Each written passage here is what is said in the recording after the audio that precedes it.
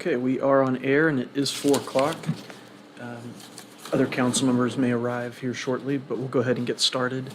Good afternoon and welcome to the Community Planning and Transportation Committee meeting for the Thursday, December 28th, 2023, our last one of the year. Last city meeting of the year, maybe. Maybe there's one tomorrow, I'm not sure, but not for us. And so last council meeting that I know of this year, so.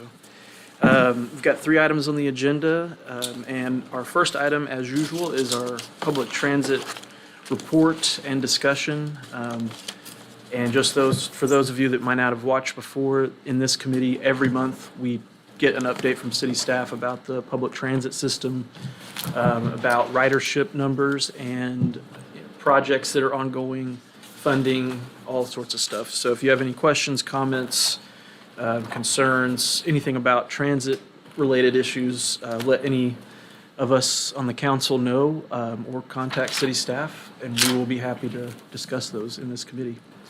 So we have Taylor here, and we'll go ahead and get going. Thank you, Council, and happy holidays. Good afternoon. Glad to be here to give you another update, like every month. On the memo, happy to say it's a little smaller this month. We took out the transit center paragraph or a few bullets that we had in there because that project is done. We're operating in it, so you may have noticed that it's been shortened up a little bit. But we've kept our fleet maintenance and vehicle procurement section in there, just keeping you updated on ongoing orders of vehicles that we made using either grant funds and or local funds that you all have authorized. We're starting to get a few more vehicles in that we've ordered, some paratransit vans, some smaller units, Ford Transits that will be used in our paratransit fleet, so we hope to have all of those in the next couple months. We're continuing to monitor the new route network. It seems to be functioning fairly well given the ridership. We had a few complaints early on, but those seem to have dissipated for the most part, but we'll happily continue to take those and monitor any changes we can make. And obviously we have a few outstanding items with that ongoing that we're talking about. For ridership for November, we had just about 5,000 more people ride than last November. The average total daily ridership for November was about 1,300, and that's about a 19% increase over last November. So again, still a pretty good gain there over last November. Kind of expect a little bit of a dip as you make such a significant change, but really the numbers are showing that we're continuing to move steadily upward. And for the whole year to date, we have about 50,000 more riders than we did last year. So we're cruising pretty well, I think. We're only 5 months in on this, and I think we're going to surpass easily unless something happens. We couldn't predict COVID, right? But unless something happens, we should surpass last year's numbers easily, which I'm very excited about. And that was about 330,000 for the entire system. So we're at 172 right now. I just wanted to mention ridership per service hour real quick for the fixed route. It's on the second page of that performance report. For the fixed route is about 18. So that means on average, any given service hour we're out there operating on any bus, we have about 18 people riding. Some buses could have 36, some could have way less than that, but on average it's about 18, 19. And then on fixed route, we have 18 about... on each bus, I'm sorry? 18 on average each route. Right, per service hour. So it's a little bit different than per bus but for the most part, yeah. Yeah. Like Lindsay East, we have 2 buses operating, to give it 30-minute service. So there's 2 buses technically on that route per hour, but in general. And then on Saturdays, the average, the ridership per service hour is 13, and it's seen about a 45% increase over last November in the ridership for the entire month. So smaller number, it's about 2,300 people on a Saturday for the Saturdays, but still a pretty significant amount for those about 4 days in the month. So with that, I'll take any questions on the fixed route, but I'm happy to keep moving into the on-demand. I noticed the portable restrooms are gone at the Yes. transit center, so we're all fixed up there. All fixed up. Haven't had any problems since that repair's been made. We had a grinder pump installed, which I'm learning stuff new every day. keep the debris moving, right? So that's something that was installed to ensure that the system doesn't go down again. So we're pretty happy with how it turned out. Yeah. Both the bathrooms are ready? Yeah, the upstairs for the public as well as the downstairs for the operators. Okay. And then the stop that's in front of it's on the street that we talked about before, about maybe having a shelter or a bench. Also, I'm assuming there will be additional lighting right there with the street project. Yeah. But I know it's pretty dark. You may see some bolts. They're kind of taped up right now, but there will be a street light right there. There, okay, perfect. Okay, and then I've noticed more of the old shelters are starting to disappear. And they're being moved to Right. new locations. Okay.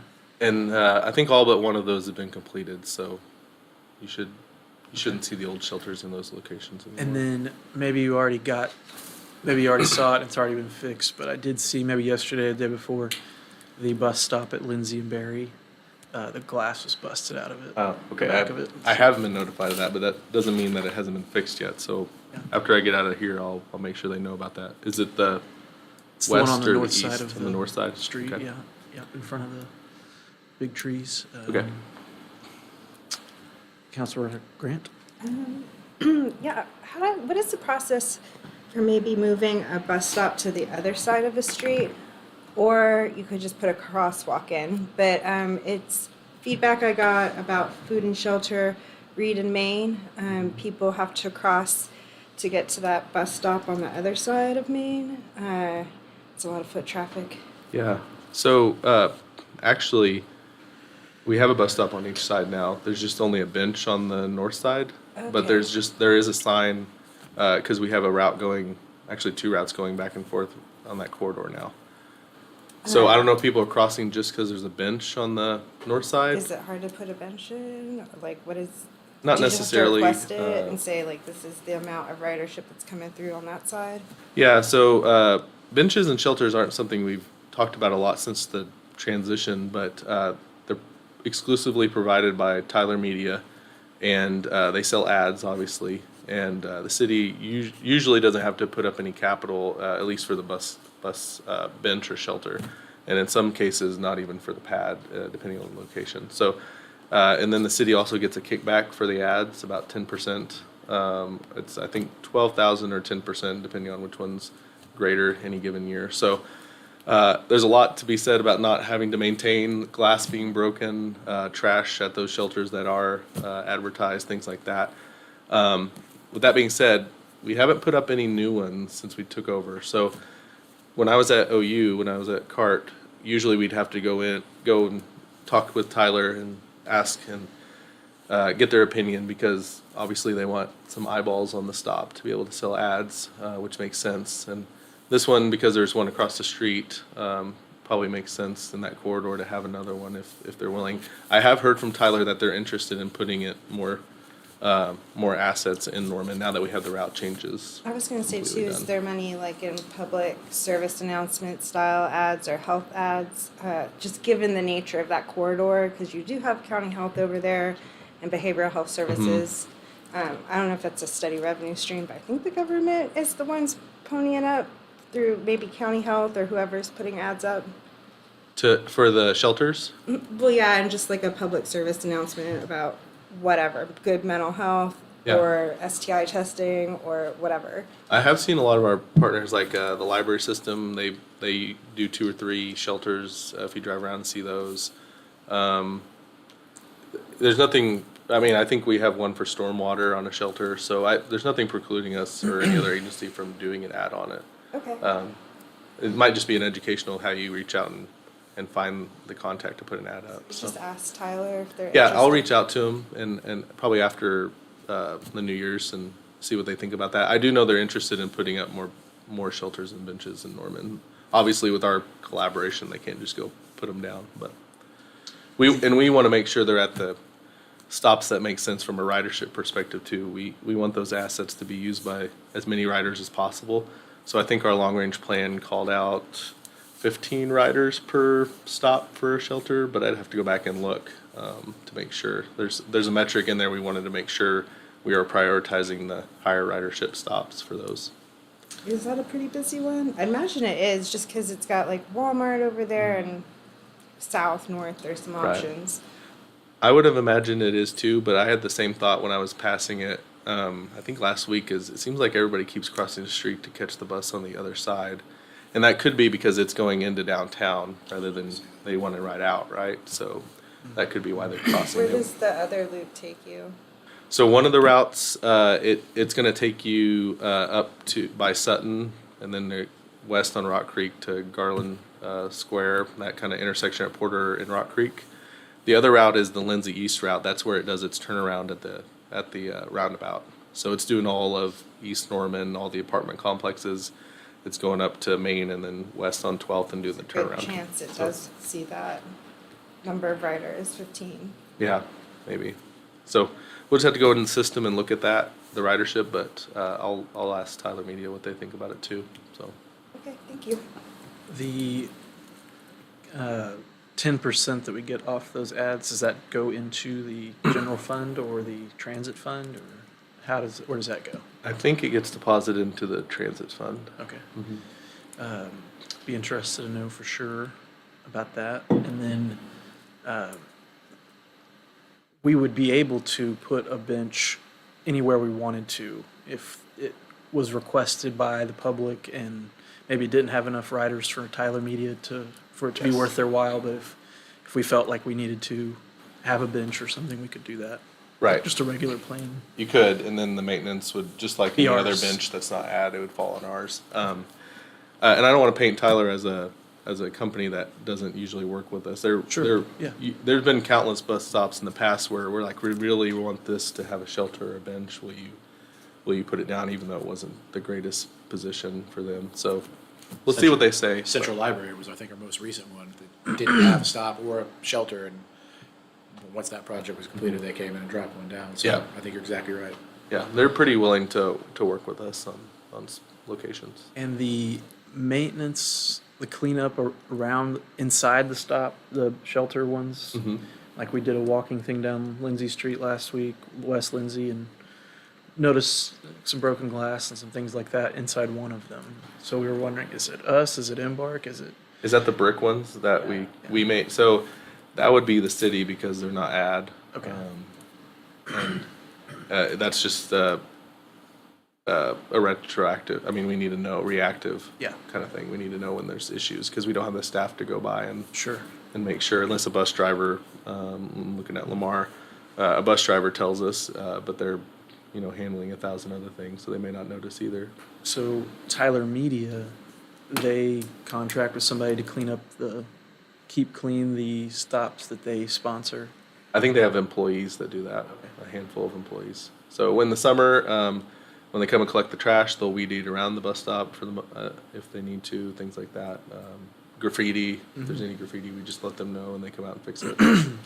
So, And I know that Councilmember Ball has been into contact with you about the East Side Library. yeah, He sent me an email. He couldn't be here, but basically an emergency East Side Library route extension with the Central Library being closed.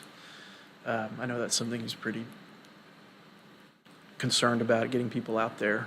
yeah, and I just wanted to get council's thoughts on that. Is this something temporary? So we're just talking a shuttle from, say, the transit center to East Side Library just for a specific amount of time?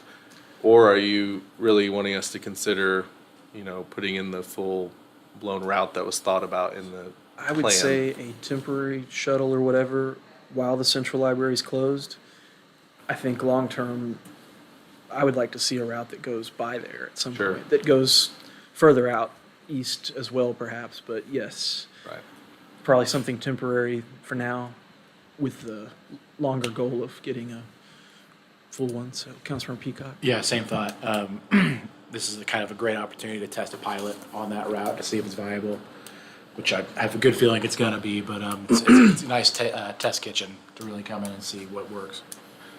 Well, depending on what bus stops we put in for it, right? Because if it's just a transit center to East Side Library, obviously there's there were stops thought up between there that could affect how it operates and how many people ride it. And there also are other priorities in the plan that we would need to talk about where we'd skip if we wanted to put in the East Side Library bus route first. Just consideration, right? Things that we have to figure out. Councilmember Grant? Just curious, what are the barriers to fully realizing the total vision? Well, it's much like what we just did with the transition of the routes. We need to put in new bus stops. We need to do public outreach to tell people about the changes.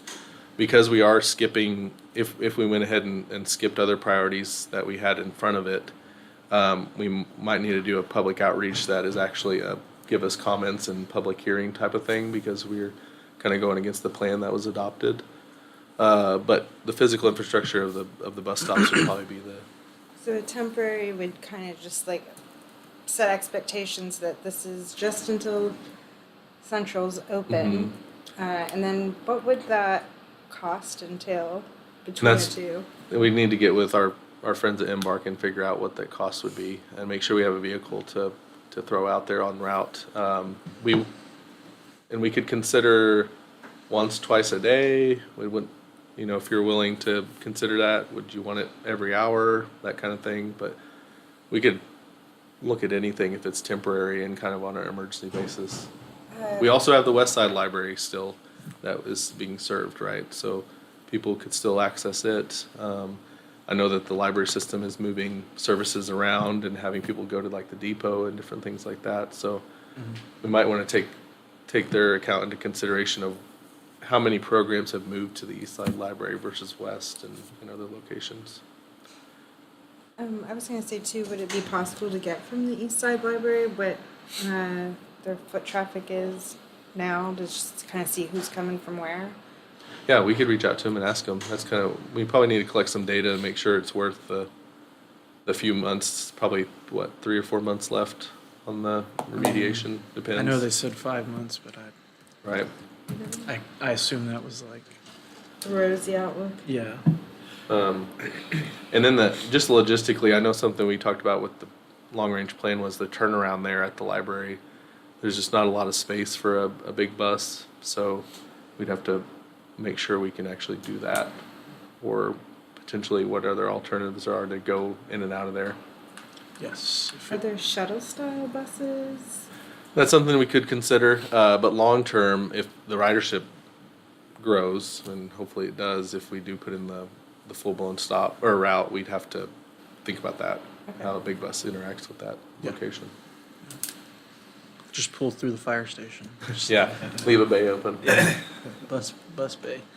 But we'll go back to our partners at Embark, see what they think about it operationally as well as dollars, and then maybe reach out to the library and see what they think about where they're moving programs around to and the foot traffic.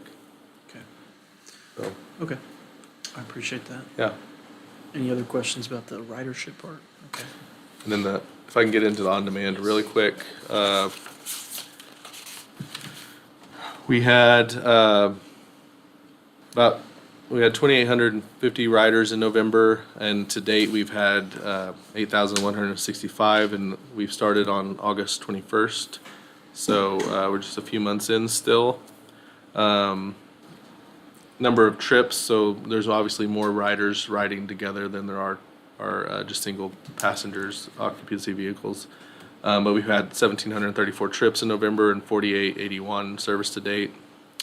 I won't go into all the metrics too much, because I did want to bring up something Councilmember Holman's been asking about with the possible expansion west, which we really took into account 36, that was kind of the boundary, and Yeah. taking it all the way up north, if that makes sense. So it would basically be kind of Lindsay doing that curve and then all the way up to the Healthplex and then coming back down, more or less along the interstate to Rock Creek and getting some of University North Park, which is already there. We reached out to VIA, the operator of Norman On Demand, and they, from January 1, which we obviously probably won't hit now, through the rest of the contract, which would be August 21st of this year, they estimated about 70,000. They're recommending adding a vehicle. So during the peak times, they just have, we're asking them to drive farther potentially. So they want to make sure there's another vehicle on the road to get to where it needs to go. So people's ride time and seat availability doesn't go up too much. And that was kind of their low number. They obviously estimated a higher ridership growth, and that would be almost double that. But I don't think we need to start there if council really wants to consider that expansion for the remainder of the contract. So, 68,000 for the remainder of the contract. right. So if you To think about it, expand, basically, you capture pretty much all of the west side of the, to 36. now. commercial-wise, we'd capture all of the west side of the interstate stuff. Right. And obviously, just thinking long term, again, we're building the plane as we're flying it. If we want to just do exactly what we're doing, if we did the expansion and then we did that next year, the cost of that expansion would be double. So you're looking at a 140, 150,000 on top of what we paid Now this to year, August right? and then August. Just in whatever increase, if we continue with VIA. So I'm just putting that out there that the long-term implications if we don't scale it back after, and if we do keep the service, which I know we're still debating in this committee. So When would we need to make a decision about continuing with the program? I think the contract has 60 days. Because I guess we'd have to termination notice. approve the budget for it in June. Right. That's kind of the leading. It's not up until. That's kind of the leading factor. Is if council wants to approve it, it obviously needs to be in the budget. So I know like we mentioned before, having some options for us to consider, like, could the paratransit system be retrofitted or whatever to be an on-demand? Would it be a better benefit for the cost to add more bus routes or more frequency to the bus routes? I think those would be helpful for the council before we make a budget decision. yeah, I know after our meeting last month, Dr. Dillon with Embark, she runs the mobility management, which is Plus as well as Embark Well. It's a different type of service, but she actually wanted to come back to the committee and explain some of those other types of services and kind of some projects she has going on. And one of those is a software that could handle on-demand paratransit if and when it is completed, which it will be. So she wanted to give an update on that, and I think I reached out to Brenda to see if we could have time in January to do that, if that's okay with you, Chair. Yes, I'd be For Dr. Dillon to come back. And, she got a grant to develop that software, so I think she's anticipating it being completed this year, and it would allow us to implement that on demand, where previously it's hard. The softwares that have been legacy just didn't do that. So I'd love for her to come back because she's much more in that domain and knows a lot more about it. But and then I'd love to talk more about what else we could potentially do with that money. Obviously, microtransit wasn't the first priority in the long-range plan. Sunday service was, which we kind of accomplished with it. But after Sunday service, the Route 110 and 112 frequency, it's currently an hour, so it recommended adding a bus on it like Lindsay East and having it at 30 minutes, which, for somebody that's waiting on the bus, if they miss it, having to wait another hour is a big deal. Yeah. So waiting another 30 minutes, that's less of a big deal. And then ideally, you get down to 15 or 12 minutes, and then you kind of throw the schedules out the window because the bus is coming by so frequently. That's kind of the idea. So Okay. that's kind of the progression I could see with that conversation.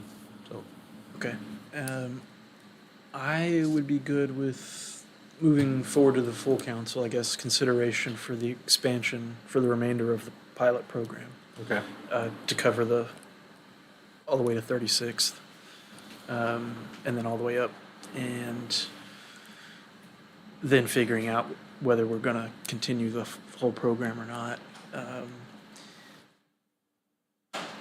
Yeah. Okay. Yeah, as long as we're running a pilot, we might as well get as many data points as we can to make Yeah. that final budget decision come June time. So I think, yeah, I'd be all for that as well. okay, okay. So are you thinking a study session or just go to agenda and look for consideration? Maybe like a 10-minute study session. Yeah, I mean, it could be, brief. yeah. I'll reach out to Brenda, or we'll make sure we can get it squeezed in. Okay. And let's see. I think that's all I had on that. Anything? Plan. Okay. I appreciate it. I hope you guys have a great rest of your holiday, and Thank you very much, Taylor. see you all in 2024. You- Almost said 25. Just not myself. Don't get ahead of myself. Right. Something you're not telling us? Yeah. Okay. Our next item on the agenda is a discussion about road diets and our existing policies and where we've done them, where we might do them, things like that. And so we have David Riesling here with us to discuss it further.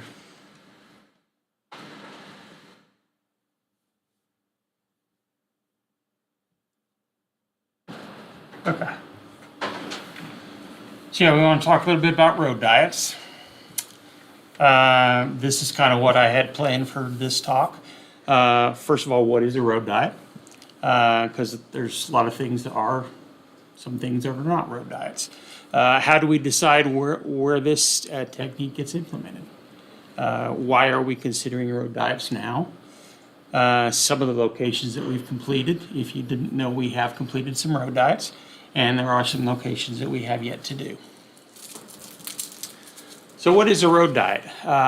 The key feature of a road diet is that it allows for reclaimed vehicular space to be used for other purposes. So you can take a 4-lane road and make it a 3-lane road. With the extra width, you could add bike lanes on the sides. You can reduce lane widths, and with that extra width, you can pick up space for bike lanes on either side of the road too. So there's multiple ways to do it. You know, that space can be reclaimed for a lot of things, not just bike lanes. That's just the typical thing that people tend to see most of the time. But you can use it for bus lanes, for pedestrian refuge islands, sidewalks, bus shelters, parking, or landscaping. Lots of things you can do with that reclaimed space. But again, the most common example that people think about is that 4-lane road that's been restriped to a 3-lane road and adding bike lanes on the outside. We'll talk about it here in a couple minutes, but we've done that on Rock Creek Road. We've done that on Main Street, West Main Street. And again, you can do the same thing for the cyclists by narrowing the lanes as well. So how do we know where to implement road diets? Well, of course, we fall back on our comprehensive transportation plan. It identifies a number of corridors where we should consider road diets. You know, some of the corridors that were outlined give us a little more heartburn than others. Boyd Street's one of them. It was identified as a road diet corridor, and just not sure how Boyd is going to handle going from 2 lanes in each direction to 1 lane in each direction. The models that we've developed to try to identify what the magnitude of that change are kind of frightening, I guess. We really want the current version of the comprehensive plan to dig a little deeper into a road diet on Boyd Street for us and get some better data. That is definitely one of the projects I wanted to talk about too. Yes, it's always out there. Yeah, and especially because it's to the east, it's a 2-lane neighborhood street, and Right. then to the west, it's a 2-lane neighborhood street. There's Pretty just much. a lot happening Just in that that one 4-lane area where section. it's- Yeah, and people are always, the interior lanes because there's not a turn lane. Right. The people stop. A road and people- diet would fix ASP, it would fix University, and the fact that only one side can go, the other side doesn't get a protected arrow at all. So, yeah, there are a lot of good reasons to do it, but there's a lot of things to seriously consider too. Yeah. Okay. This is a question maybe you've thought about, maybe you haven't thought about, but why are we considering road diets now? Well, 30 or 40 years ago, the mentality was when you had a 2-lane road that was experiencing congestion, you should widen it to a 4-lane road. So we have a lot of roads like that, and West Rock Creek Road was probably one of those examples that it just got widened, and maybe that's not the way it needed to be widened, but that's just the way things were done back then. What was funny about West Rock Creek Road is that it was a 4-lane arterial, and then when it hit 48th Avenue West, it turned into a 2-lane gravel road. Yes. Like immediately, it went 4 lanes, 2-lane gravel. Now it's paved, I think, but yeah. Yes. You know, we've talked about Boyd Street. There are a lot of times there's problems with left turn congestion because you don't have, well, a great example of left turn congestion was a project we just fixed on 12th Avenue at High Meadows. Yeah. You know, we had all that school traffic turning in there. We didn't have a left turn lane for them to store in. Really couldn't provide the right kind of left turn signal for them to get into High Meadows. That's all been addressed now. But you know, that's kind of what happens on a road like Rock Creek Road. Maybe it only needed to be 3 lanes to provide opportunities for people to turn left into streets or driveways, whatever it might have been. When I notice on streets like Porter and Boyd and on 12th at High Meadows before, was when there's a 4-lane street that has no turn lane, that through lane, you know, somebody stops to turn left, but all the traffic behind it is driving down the street like that's a, Yeah. and so they swerve at the last minute and get into the other lane and go around them, and it's I've seen quite a few accidents on Porter based off people stopping and trying to turn left and people swerving. Well, and Councilmember Ball recently asked us to evaluate 12th and Beaumont. It's yeah. the same thing. Yeah. Where people are stopped to make that left turn onto Beaumont, and everybody coming up from behind them doesn't know why they're stopped. Because I went to Kennedy, that's been Yeah. that right there my whole life. I've noticed that Yeah. little, yeah. You know, back in 30 or 40 years ago, the primary focus of road design was to accommodate vehicular traffic. So that's probably why you went from 2 lanes to 4 lanes and didn't think about 3 lanes with bike lanes, because they weren't doing bike lanes in the 70s. At least in most areas, they were not. Definitely not in Oklahoma.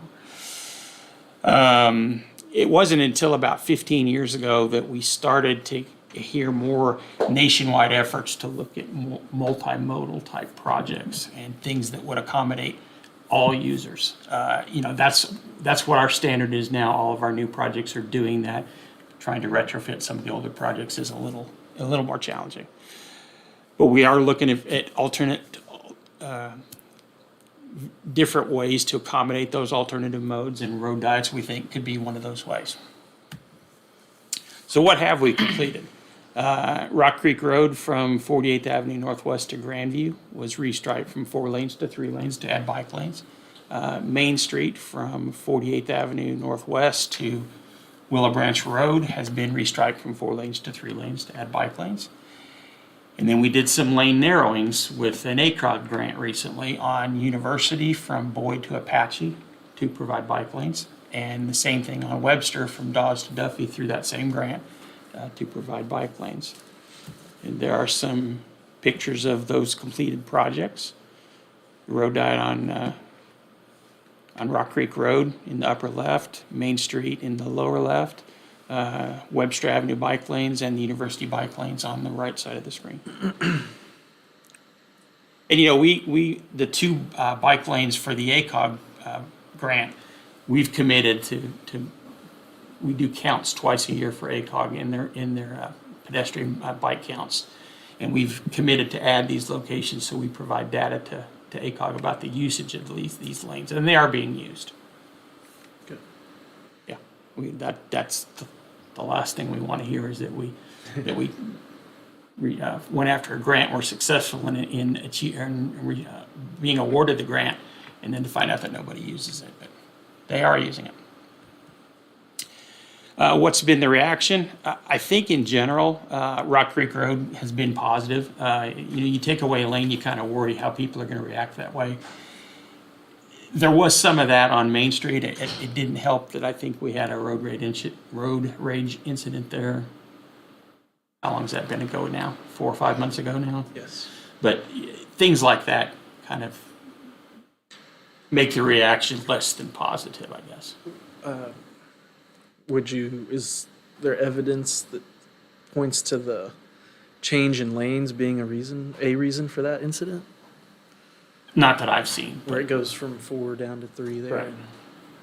I've heard anecdotal evidence that people say that's the reason, but I haven't heard anybody officially say that was the reason, no.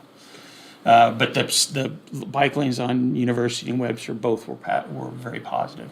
And we expect that Main Street is gonna become nothing but positive as more and more time passes. People get used to the situation and things like that. The section of Rock Creek Road between 36 and Grandview that was going to be done, and then former council member objected to it, so we didn't do it. What is the status of that, if you have that off the top of your head, or maybe that's a next Mr. time Director, discussion? would you like to handle that? We're actually still looking at that. It's still a project that's on our books that we still have it. We want to do it. We have collected deferral money to complete that project, so there's no reason not to do it. We're still working with property owners to get right-of-way through that corridor. Been a lot going on there, a lot of interesting, unique cases in that corridor. There's still 3 property owners we're trying to get right-of-way from, and it would be a matter of finding the funding for it. The deferral money is not enough to do the complete project. I was never aware of a council member delaying that being done. I've been working on that project for Yeah, 6 years, and we've been working and there's never been a reason that we have stopped or not been moving forward on it. it came to a vote for funding, and the council member that represented the area at the time, one of the residents on the corner where the roundabout would be, did not agree. So she objected, and the council decided to vote with her. Well, and part of the problem there was that I agree with what you're saying, but what I'm remembering was that we I were wanted trying to to do it, get, but yeah. we were trying to get the right of way on that corner, and that property owner was not cooperating with us. And the discussion came down to were we gonna proceed with eminent domain on that, and at that time, it was pulled back. We've redesigned it now, so we're gonna do a roundabout at that intersection. Now it's just gonna be a straight one-way stop at T intersection like it is today. And since that time, we've been moving consistently forward with trying to get this project completed and trying to get it funded. I wanted to do the project that you guys put forward before the roundabout. It would have been better than a 4-way or 3-way stop sign or whatever's there, but, okay. Thanks, Scott. Councilmember Grant? So I was gonna ask, without the roundabout, you're still looking for the funding to complete all of it? Absolutely, because we did not have adequate funding with the deferral funds. What's it short, do you know? I do not know off the top of my head, but right now you're looking at a mile of roadway is costing about $7.5 million. It's half a mile of roadway, so I'm gonna say it's probably between $3.5 and $4.5 million with the additional work we have to do through that corridor. And it would be a 3-lane section. We'd match the existing corridor that goes further to the west, and we'd match that with bike lanes. Great, thank you.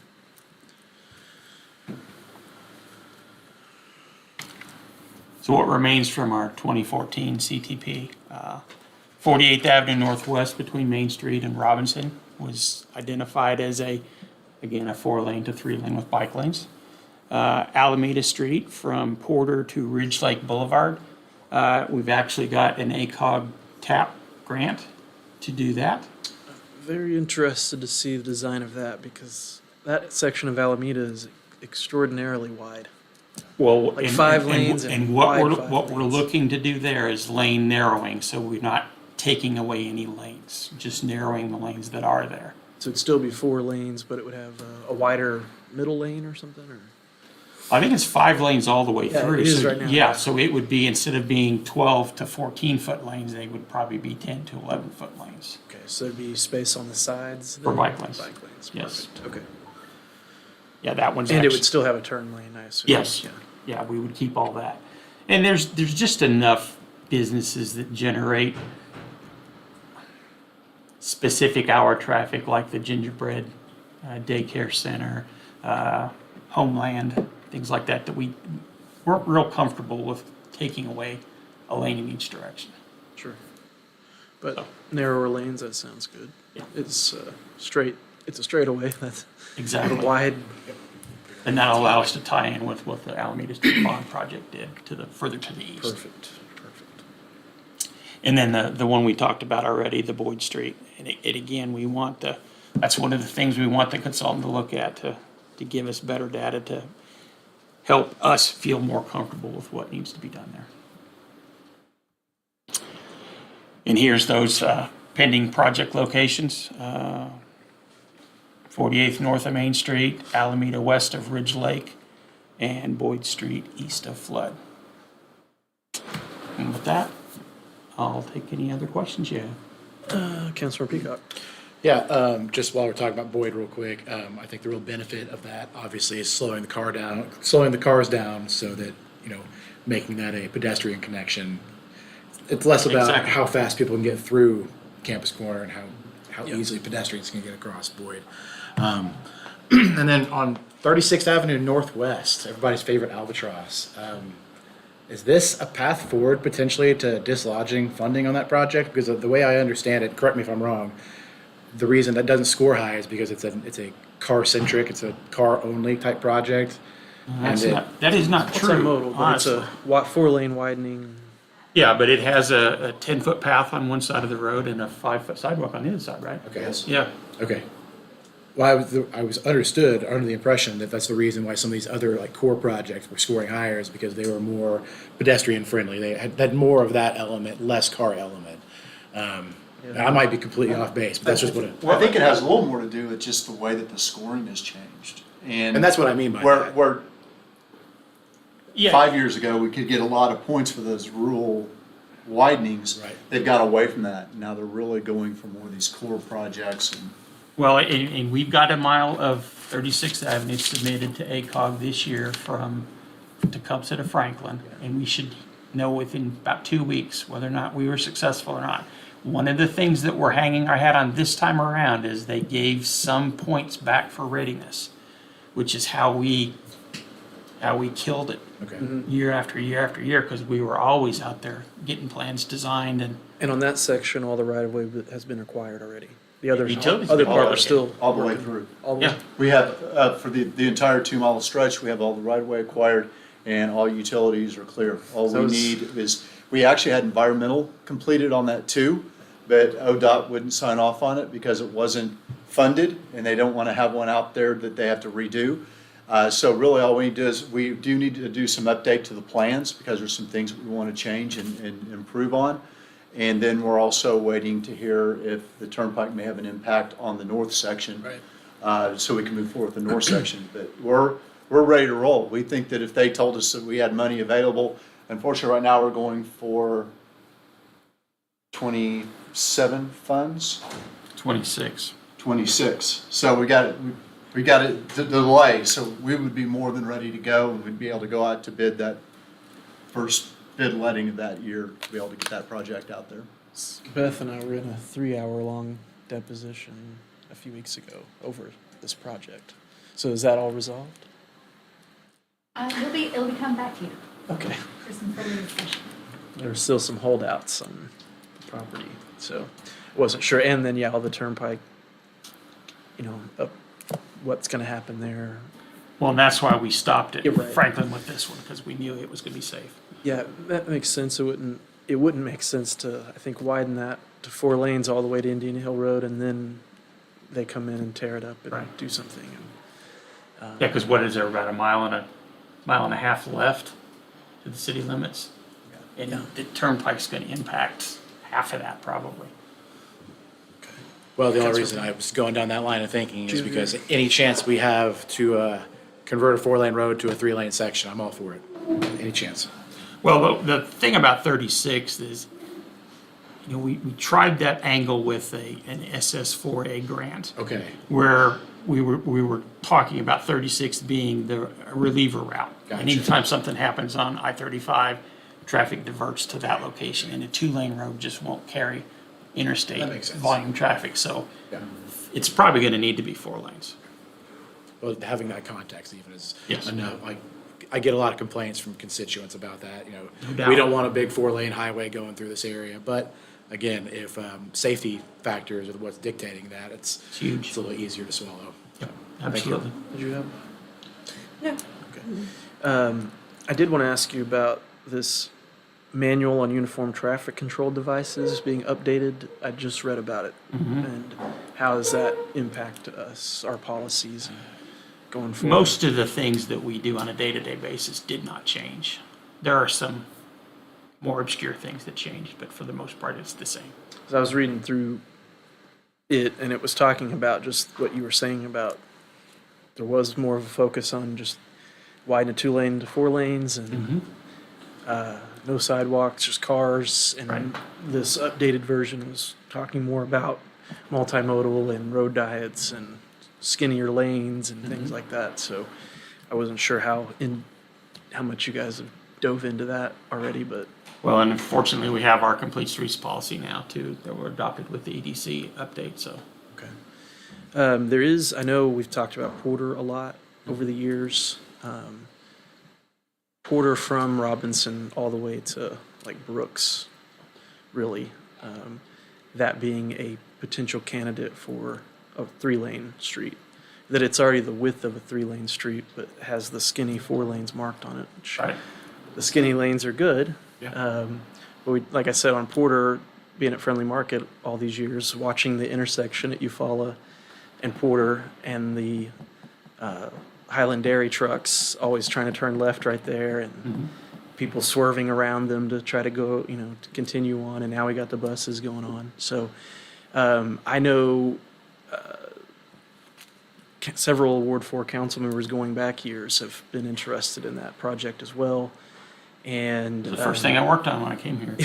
yeah, with the opportunity, we're about to repave Porter, and we've talked about waiting until James Garner is finished to do this, but I just keep thinking that if we're gonna do it, now would be the time to do it. That we're repaving the whole street now. If we repave it and we restripe it as 4 lanes like it is now, then are we gonna wait 10 years again till we repave it again to do that? And so I would like us to think about what it would take to go ahead and do that, especially since we've been delayed on these light poles and all that stuff. And I don't know if that's too tight of a window, but it seems like we have an opportunity to either do it right now or it's not gonna happen for a while. And I know staff has wanted to get James Garner open and done before, but I've always been apprehensive about opening James Garner and establishing a traffic pattern, and then we're gonna come back and try to change it later. That's been my concern about 2-way Main Street too, is by not doing it in tandem with that project, we're gonna establish a new traffic pattern coming into downtown James Garner with a 1-way Main Street. And then we're going to come back later and try to change it and make it adapt to a 2-lane or 2-way. And so I've always kind of been like, Gray Street's going 2-way and it's a 3-lane section. If we did Main Street, do Porter, do James Garner, they're all there at the same time. And they're all uniformed in the sense that they're all 3-lane sections. And it seems like they would work really well together that way. And same thing with Boyd.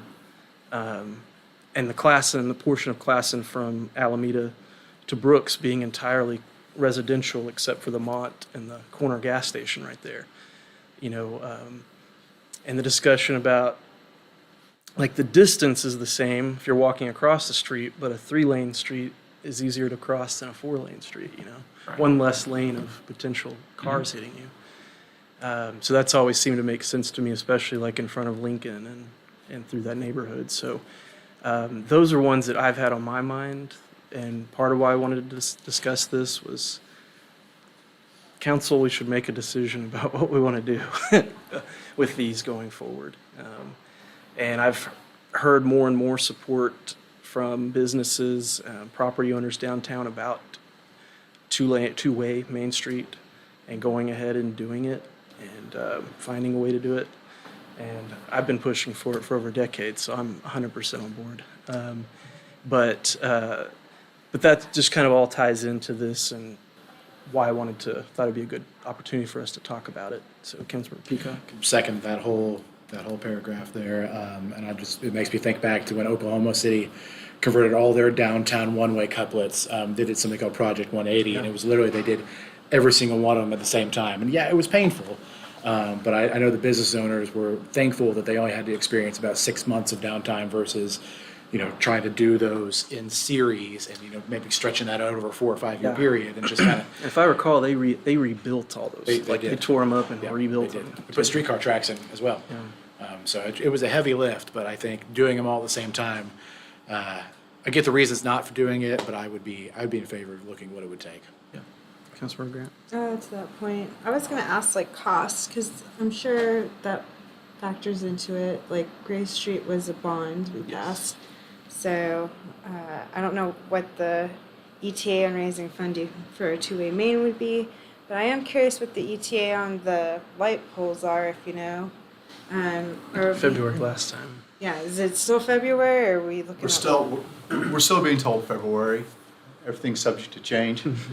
But February is still the date that we're being given, and they're gonna come back at that time and start installing the lights and the signal poles, especially at Eufaula, and then they'll be moving up to do the other all the way through the corridor, doing all the lights and traffic signals. And then I was gonna say with repaving Porter and thinking about restriping it, what does that cost generally? It's already going to be repaved as part of this Right. project. Shoot. I mean, we do I'm it gonna, in-house. I'm gonna say it's rough for that, what's that, 2 miles? 1 mile. Alameda 1 mile. Robinson, yeah. It's probably in the neighborhood of 20,000. Okay. so It's not not a- that expensive, really. So you could really budget for that in the next cycle. Okay. And that'll be the last part of the project, though, is repaving the street. Right. Okay. And it's being repaved anyway. And so, okay. So that's just the striping is 20K. But it would be restriped as a 4-lane street if we don't do anything, right? Right. I don't know if there's savings in striping 3 lanes instead of 4, but One less line. one less line. It's actually not. Oh, that's right, because you probably got to double up. Yeah, somewhere. double, We have bores. Yeah, yep, that makes We have sense. the That bore makes- stripe yeah, out, it's so you exactly actually the- wind up makes spending sense. quite a bit Yeah, more. It's actually the same number of lines, yeah. That's funny. Okay.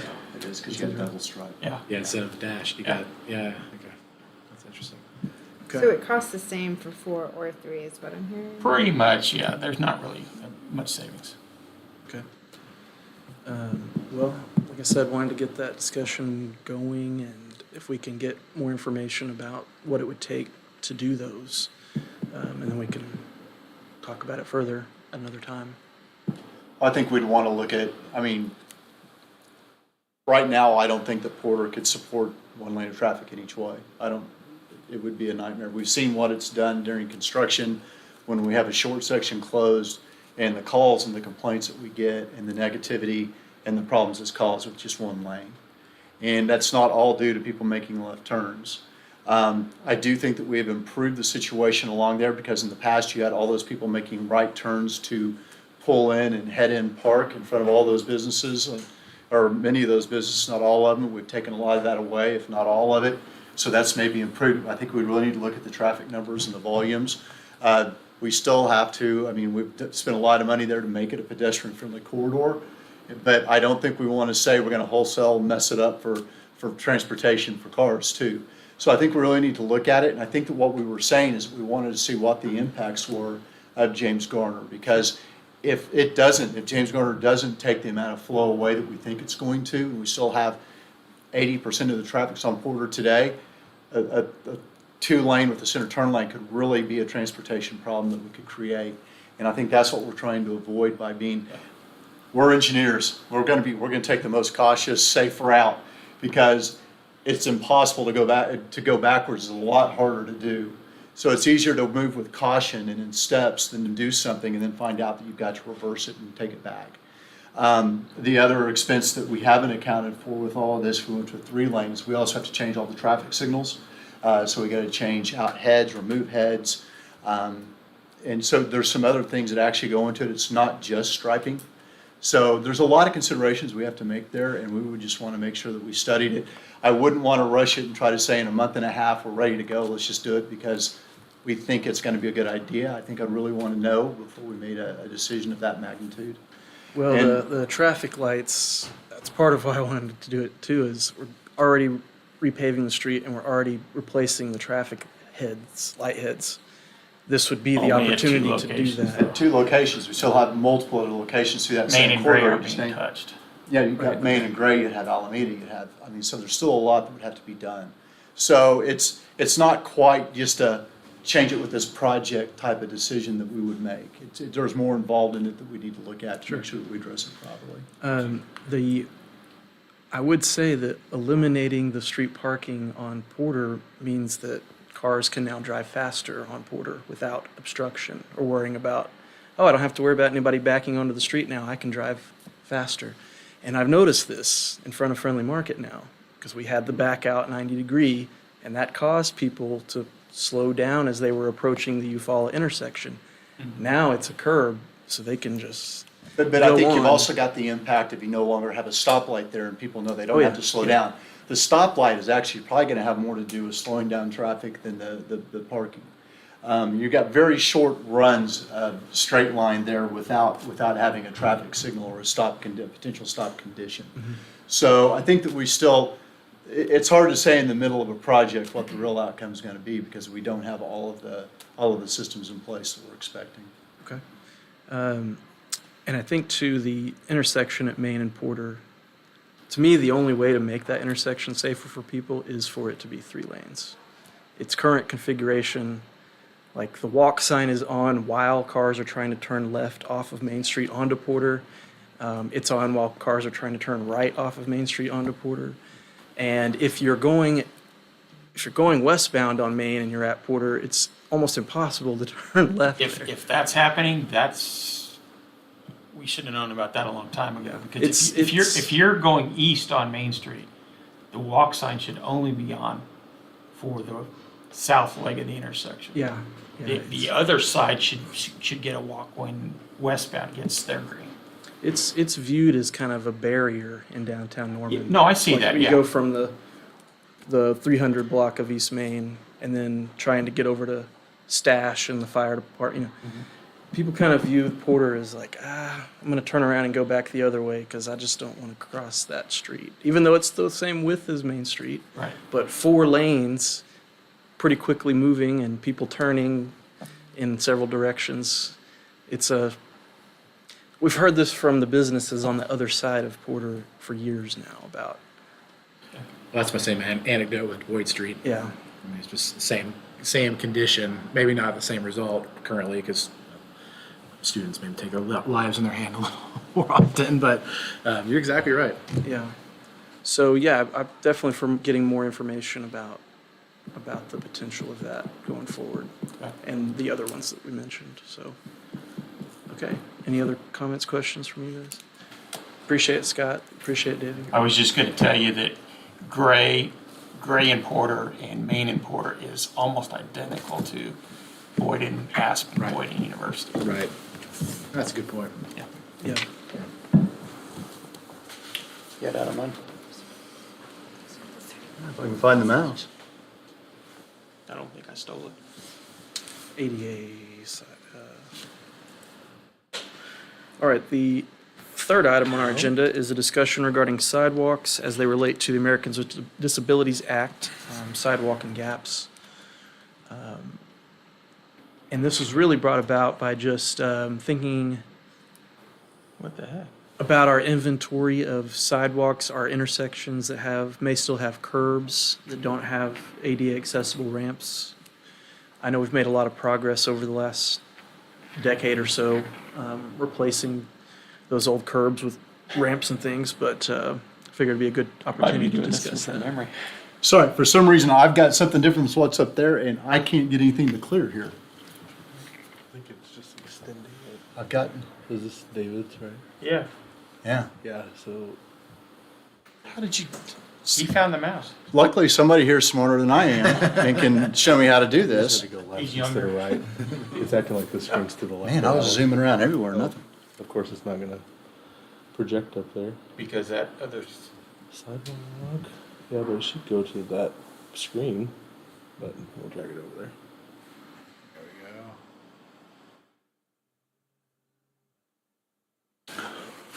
Okay. Now we're ready to go.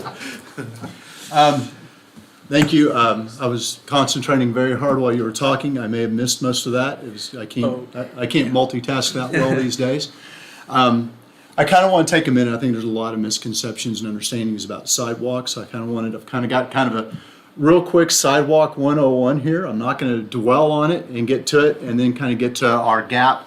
But I think that how we do it and the things that we do, I think a lot of people, it's really lost on people. So sidewalk programs, there's a lot of different ways that we track and that we prioritize, we rank, we complete them, and these are just some of the ways that we do that. We have our ADA transition update that we just did. We have our ranking lists. We have the annual sidewalk programs that council gives us funding for every year in the capital budget. We have grant programs. You're going to see later, we've been very successful to get money through grant programs from ACOG and ODOT. We have just capital improvement programs. And then we also have our comprehensive transportation plan. And by the way, this picture is actually here in Norman. That's December. That's his name. You've probably seen him around town. He's the guy that's got the Draft King license plate on the back of his wheelchair. He goes all over Norman. But this was actually up on Rock Creek Road, and it's either OEC or OG&E had just done a repair there. And this was their idea for repairing the sidewalk. They just threw down some gravel. December got stuck in there twice. Luckily, Steve, who handles our sidewalk programs, is driving by, stopped, helped him out, got him through it to the other side. He was on his way home, December was. This is what we want to avoid with our sidewalk programs. It's kind of an extreme case, but these are the things that we think about when we're worrying about sidewalks. That looks like a new slab underneath that. There is, and then they took out the next section, and then they threw gravel down, and we said, okay, that is really not acceptable. Yeah. So just to kind of show you the things that we deal with in our sidewalk programs on a daily basis. So I kind of want to take a minute and talk about the ADA transition plan. The original plan was completed in 1993. It identified a lot of problems around town with our ADA, including sidewalks. So since 1993, it's been a consideration of something we work with. This ADA self-evaluation and transition plan update was completed in 2018. And we looked at lots of things. We looked at everything from our programs to our website to everything here in the city. And then we included some parks, some sidewalks, as well as our municipal buildings. So we identified 8 miles, and I'll show you where those are here in just a moment, of sidewalk to be evaluated, as well as 20 signalized intersections. So we really kind of just did a good starter of what we think that we have and what our issues are. To date, we finished 6 miles of those sidewalks, and the last 2 we have funding for, and I'll talk about those here in just a little bit. So these are those sidewalk miles. You can see we had Main Street from 24th to Berry, both sides, so that was 2 miles. Then we had 24th, should be northeast and northwest there, by the way. But we went all the way from Lindsay Street to Robinson. We've completed both of those sections now. And the only one remaining is East Lindsay Street from 12th Avenue Southeast to 24th Avenue Southeast. Again, both sides of the roads on each one of these. And that one we actually have funding for. And we're in design right now, and then we'll be moving forward to getting that one done. So we're looking forward to getting that done and be able to say we've done all the sidewalks in the transition plan since 2018. So that's a pretty good ability to be able to turn that around. So that 12th Avenue project, it already has sidewalks on both sides, right? But they And- are not, they're not ADA compliant. There's gaps, there's broken sidewalks, the driveways exceed the 2% cross slope. So basically, it's not a full replacement, but it is still almost a $700,000 project, over a $700,000 project. 10, 15 years ago, East Lindsay from Oakhurst to 24th was widened to 4 or 5 lanes and new sidewalks and stuff. Is that part having to be reevaluated too? Yes, all the way through. There's the whole corridor, there's issues and places where we need to do repairs. Part of it is we've just gotten a lot stricter with when we really look at in our ADA compliance and making sure that we're in better compliance. Sidewalks, ramps, broken sections, those items. Okay, Councilmember Grant? I was just curious. I call them rumble strips. I don't know what maybe it's tactile pads. Those, Tactile warning or truncated domes. Are they supposed to be installed with every project, or is it just specific areas where they get put? Because I've gotten some feedback that there's some missing around East Main over Stash Side, I don't think Main Street proper, like on the other side of Porter's, got the same issue. But I was Sure. just curious about the discrepancy on those. So that's been brought in. I can't give you the year on that, and I apologize. That I believe it was 2011 was when they were brought in the ADA and a PROAG, and that's the date that's popping in my head from that when the ADA was kind of brought in, and so projects after that were required to have them. The question is, where are they required? They're obviously required at any stop, like at anywhere where you're at an intersection with stop control. They're required there, and there's been some back and forth as to whether they're required at driveways and alleyways. The latest PROAG, which we have adopted in our EDC, states that if it's a stop-controlled driveway, you're supposed to put in the truncated domes or the tactile warning. So if it's got a four-way, let's say over there on Finley and Main, if If- there's a four-way stop there now, so there should be tactile warning. If that were to be redone, we would put in tactile warning, yes. We consider that pre-existing non-conforming, but if we were to come through and do a project there, we would have to bring it up to standard and put those in when we did that project. And for the purpose of when we have to do that, if you're doing an asphalt overlay project, you have to fix all of the ramps at the intersections. I remember when we got Obama stimulus money and for repaving multiple streets, and it required, if I recall, that intersections had to be improved to ADA with ramps, even if there was no sidewalk on any approach. So you have some intersection, I have people ask about it before, where there's an intersection where there's ADA ramps on all four corners, but they don't connect to any sidewalks in any direction. And it's like, well, that's just a requirement of the federal funding to, yeah, good that they're there now. And that's been a discussion and something that it's kind of been changed, that's gotten some clarification from the federal government as to when and where those are required. We follow the most recent guidelines on that, and typically if there's not sidewalks, we don't have to put them in now, but if there's a ramp there and we're doing a paving project and we touch the area of that ramp, we have to bring that ramp into compliance. Then the question became, okay, so now is the sidewalk out of compliance? And they're like, no, just the ramps is all that has to be done. So we're still always fleshing that out, and we're always making sure that we're up to date and following the latest federal guidelines on that. Perfect.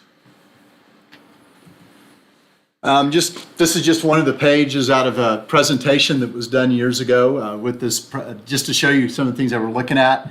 The color contrast, if you notice, those truncated domes are always a different color. That's a color contrast, so somebody who's visually impaired can have an opportunity to see it as well as feel it. Missing or non-compliant texture contrast, again, that's the truncated domes. I find it interesting that the percent compliant is different on those two when they're pretty much the same thing, but at one point you could do kind of a strip, like kind of a rumble strip if you wanted to, call it that. You can see cross slope on the ramps, curved cross slope. So there's a number of items. We ranged in our compliance on these 8 miles as to what it was. These are the signalized intersections. I'm not going to read them all off. You can kind of see that we're kind of through some very specific corridors. We're still addressing these. We spent more time worrying about the sidewalks for right now, but anytime we go back and we do a project, we make sure that we're making them compliant. And again, kind of the same type of things. You can see they did a percent compliant. They listed the problems at each one, so we know exactly what to go back and repair as we get to them. We also have sidewalk tracking lists, ranking and tracking lists. We have 2 of them. We have the large project ranking list, which any of you that have sent me a request for a sidewalk, you get back. Here's the sheet, and it ranks number 26 out of 42 or whatever. That's the ranking sheet. It's a living document. We move them off and on as we need to. And then we also have our citywide 50/50 location map, or list. And how we get these, how you get on this list for any of these projects. It could be a council member asking about a project or filling in something. Citizens, it could be an action center complaint, or there could be other sources that we pick up. Just if we hear about it, we put it on the list. But a lot of people call and say, well, why haven't you already fixed this? And I'm like, we didn't know it was broken. We do not go out and inspect sidewalks. As you're going to see, we have more work than we can complete without us going out and doing an inspection. Plus, we don't have staff to go out and inspect sidewalks. So it's a complaint-driven program right now. This is that ranking list. I know you can't read anything on it. My point is, There's a lot of factors we go into this and a lot of things we do to make sure that we're getting a good, equitable way to look at it, something we can really compare. There are 47 locations currently listed on that large project priority ranking list. And about 2/3 of them have costs associated with them, and that's $3.8 million just for the projects that have costs. So it's probably about $5.5, maybe $6 million worth in total projects. We track things like the location, the ward, what the ranking is, the cost of that project so that we can go back and look at it. And then we also, some of those items that we rank them on, we look at the tractors, and by tractors, I mean, is it near a school? Is it near a bus stop? Is it near hospitals? We also look at, is it an ADA complaint? Did it come in from a citizen saying, I can't get my mobility device through this area? Is it near or existing sidewalk? Have there been accidents? We also have a number in there for how long it's been on the list. So you get points for being on the list longer.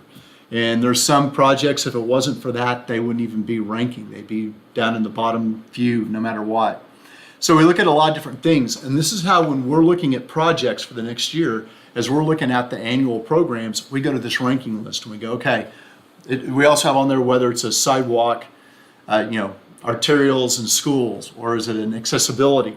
And we go through and we look, what's the highest ranked project that we can afford to put on at this time, or do we break out that higher one into phases? Because many times they'll come to you and say, we want to do this as phase one. So this is where we base our big decisions on about where to attack and what projects we want to take on first. This is the 50/50 sidewalk list. It really is just a tracking to make sure we get them taken care of. Most of you are aware, and probably all of you, that the 50/50 program is very successful. The property owners are actually statutorily required to take care of the adjacent sidewalk. And we get a lot of phone calls that start like this: you need to come fix my sidewalk. And we say, well, it's actually your responsibility. And then the anger starts. And then we say, however, council has given us a program that we can split that cost 50/50, and we can send our contractor out to do it for you, and we'll manage it for you. If you just fill out this form and send us your check, we'll knock it off the I list. would encourage our staff that's on the phone to say, unlike most cities, our city offers a 50/50 cost share program, so maybe that'll help bring their anger down a little bit. And we do. That's Make sure always they something. know that if they live somewhere else, they might have to pay 100%. And that's always something that we share. Yeah. This is a program that our council has given us to help our citizens. It's not required, and a lot of communities don't do this. So it's always part of the conversation in there. This year, we've already fixed 61 locations across Norman. Old Brookhaven looks like got a bunch. Well, and I apologize, this map is actually 2023. I didn't find the full 2024 map to put on here. There's more in Core Norman that was on here this year in 2024. As I said, we share the cost, the city manages it, but this year we had $100,000 in the budget. We've already expended it, and that is for the physical year. So for the rest of the year, when complaints come in or something happens, the citizen is going to have to repair that on their own because we don't have funding to pay for that. Well, I wouldn't mind considering an allocation to cover the rest of the year. And that's something that we're considering. You are going to have a item on for the 9th where we're actually asking to reimburse this fund so the money that the citizens pay in goes into a revenue fund, and we can request that back into this fund, and we do that to kind of replenish. But this one is only about $20,000 to $25,000, and most of that money is already spent with projects that are on the list. So it's a very successful program, and we really want to maintain it and keep it going. But we'd be happy to look at it for a mid-year adjustment. Yeah, if we allocated another 50, or maybe That 100. might get us through. We kind of started with a big backlog at the beginning of the year. Yeah. And in fact, they did this basically while they're doing the bus stops. They were kind of knocking them out in conjunction together. Okay. Councilor I just will say, on this map, the thing that I think is so appealing about it is that we don't have a lot of sidewalk needs shown in the core right here, and a lot of the work is kind of being done on the fringes, on the edges, where you would think sidewalks aren't as prevalent, maybe, perhaps. And so I love to see that, we've got a nice diverse coverage across the city, not just focused in one area. No, it's citywide. Yeah. This is that annual program. These are the programs that you, as council, fund every year. And we hope to continue that again in this budget cycle. It's been very good. I just put the programs in where they were this year. So the sidewalk program for schools and arterials was Boyd from Berry to Flood. On the south side, we're not going to get all the way to Flood. We've got to do a pedestrian bridge and a little bit of work as you get closer to Flood, but we were probably going to be coming back, and that'll be part of this next annual budget. On that project, so anytime I post any update about a sidewalk project in Norman, there's a guy that comments. He's an old Norman guy, but he always mentions to me, when are you going to fix Flood and Boyd? The corner, the southwest east corner, has a couple steps, and then a curb. There's a really large, nice tree there on the corner too. So I've told them that I've seen it in the project list that it's coming up probably. Would it be part of that project? That Southeast intersection? corner, we're stopping at Flood and not continuing past that. I'm not sure if it would be the But we intersection. can look at that and maybe we extend across. And that's part of the problem when we start looking, especially into these older neighborhoods like this where ADA wasn't considered. There's a lot of places where getting any ADA compliance at all is almost impossible. The other three corners have ramps. Two of them have the dome thing on them, and then one of them doesn't, but it is a ramp. So Yeah. just that one corner, but I get asked about that corner every time I post any sidewalk project that's going on. Well, we'll note that and we'll take a look at it. We'll get it in there somehow. We'll try to figure out how we can get that addressed. Another hard location, which is on the other end of this, the north side of Berry, Also get asked or about of that Boyd, one. excuse me. The north side, there's no right of way. So we really don't have room to get sidewalk in. We're gonna have to purchase right of way from those homes. Right. And then as you continue north on Berry from Boyd, it's gonna take some extensive retaining walls, and it's gonna be a very big, expensive project to do. That's why we're starting on the south side, so we at least get some connectivity through this Yeah, area. Boyd to Grover Lane is the only missing, well, And- not the only, south of Brooks is too, but Yeah, Grover to Boyd, that one block, and a person that lives on that corner is who has been Yeah. asking us about it for a long time. Councilmember Grant. Go for it. I was just curious because, we have a street maintenance bond that's every 5 years. We just passed a bridge bond. What recommends those for bonds versus like also doing regular maintenance, and I guess gap filling kind of bond? Like, that's always something that could be considered. okay. I feel like it's just the lowest hanging fruit for cities. Like, everybody loves a sidewalk, especially an accessible one. I was just curious, like, has there ever been discussion about thinking about that? It requires a 60% voter approval. to Yeah, do a for some sidewalk reason, bond. sidewalks, Again, low hanging Yeah. fruit. And it's- Everybody loves a It's sidewalk. failed last Really? time. What? Last, We had 60%, a why? vote for a not in the last decade, but maybe in the mid 2000s or late 90s. that was prior to my time Yeah. here, so I'm not sure. There has been a vote, if I understand correctly, there has been a vote in Norman before on sidewalks, a bond for sidewalks, and it failed. Why is it And if I recall, it got over 50%, but it didn't get 60, and so it I feel we failed. could do that today, but So I don't know why that is. I've wondered myself, why 60% for sidewalks? That makes no sense. But It seems like, I won't go down Like, that road. and that's not our rule. No, That's- sure. Right, It seems like a I statutory don't, thing. yeah, I don't understand that one. I just know I that's- I can probably see where it's coming from. Because I think that there's been discussion in the past about, do you want to add it to a street bond? And then it went to that would increase the vote. But we'd have to, that's something that could always be investigated. it's a state statute thing, so if you really want to change, you just go bother a representative. Jacob and Jared and Annie to change it. Councilmember Pickard. Yeah, just before we move on to that Berry North project that you mentioned a second ago, you said that right-of-way acquisition is kind of the challenging part of it, and then maybe some retaining wall aspects.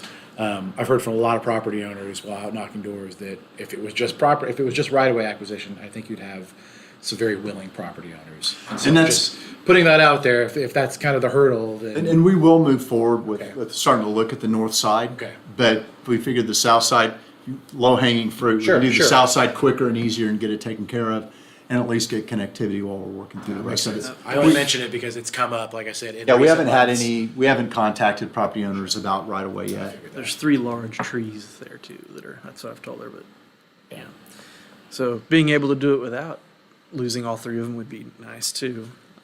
Maybe it costs more, but it might be worth it. You might even have to acquire more right of way to get further into the yard if you had to get around the, again, I think that the property owner that we're, I think, both referring to, I think would be open to something like that. Giving up more right of way to save trees and get the sidewalk. I think there's a path forward, so We can, and as we get closer and we Appreciate start looking at that project, we'll appreciate that. look at more There's 2 alternatives. houses on that stretch, and one of them is the person that wants it, so it's, yeah. But yeah. Halfway there. And then our sidewalk accessibility project, we're just beating up on Boyd Street. So we're doing the ramps at College and Elm, so getting those fixed, getting those ADA compliant. By the way, the Boyd Street project, we're gonna hold off until school's out because we will have to close the south lane. There's just no way to get equipment in there and work safely with traffic there, so we'll have to close that south lane. So we're waiting till school's out so the OU and NPS aren't affected as bad.